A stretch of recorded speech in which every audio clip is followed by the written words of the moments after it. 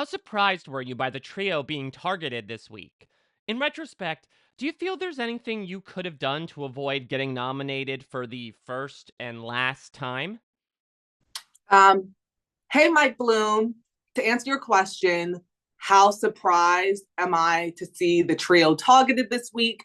And if there was anything I could have done to avoid eviction, I was not surprised the minute that Leah won that the trio would be targeted, as I knew the week before and the week before that, and probably weeks before that, that all trio, me, Kimo, and Rubina, was a point of interest in the house, specifically with Leah and her associates, Quinn and Joseph. And so I wasn't surprised at all in terms of what I could have done to avoid, nomination, getting evicted, et cetera, et cetera. That's a question to still to be determined. I know that a lot of people, in the goodbye messages kind of worded it in terms of me being a threat.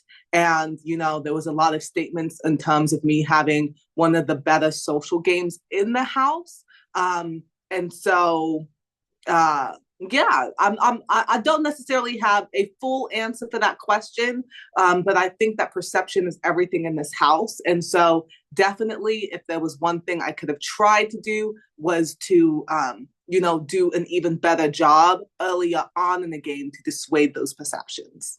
During your HOH reign, you end up putting up your ally in Tucker, and he gets evicted in the process. How do you look back on your decisions during that week, considering a member of the trio was nominated every week after that?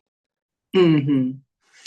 Yes. So to answer your question, during my HOH, putting Tucker up and a member of my trio being nominated after that followed, I do think that the trio and our group, whether Tucker was here or not, would have been a target regardless. I don't think that had anything to do with the fact that Tucker got sent home or that I ended up putting him up. Unfortunately, I obviously didn't want Tucker to go home, but the reason he went up was because I needed him to win the veto and or the AI arena. And unfortunately, he wasn't able to pull through. And so I wish he was able to pull through and bring in that win, so that another person could have went home that week. But ultimately, I do believe that everything happens for a reason. And I know now that Tuck is gone, now that there's one member of the trio, I'm hoping that Rubina and Chemo don't continue to get so easily targeted and people can now start coming for what I perceive as bigger threats. Talk to me about your relationship with Chelsea. How would your endgame have looked between her and your trio?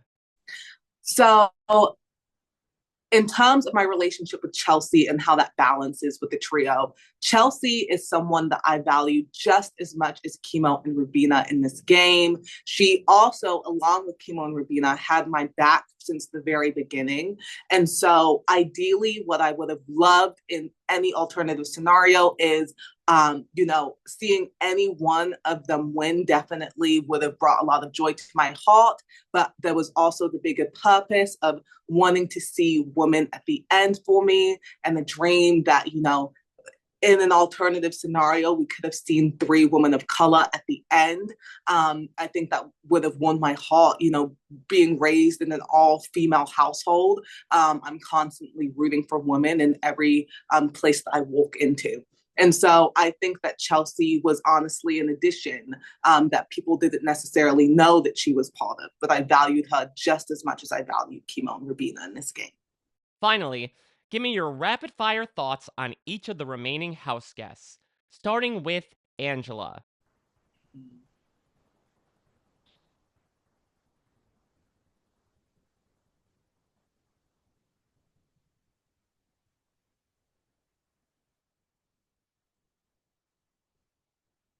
Angela is, so to answer the question, what to describe each house guest, I would say Angela is passionate yet indecisive, Cam. easily likable, Chelsea.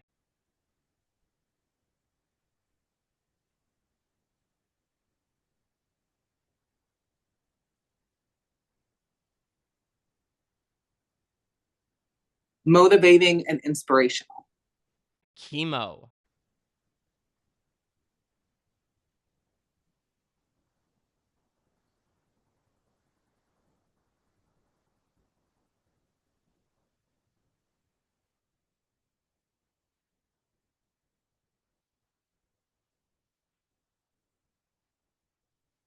A kind and moving soul.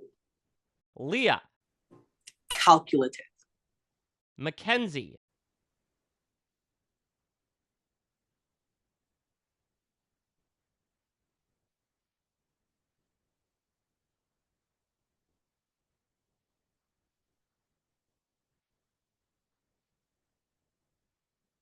Fun and interesting. And finally, Rubina.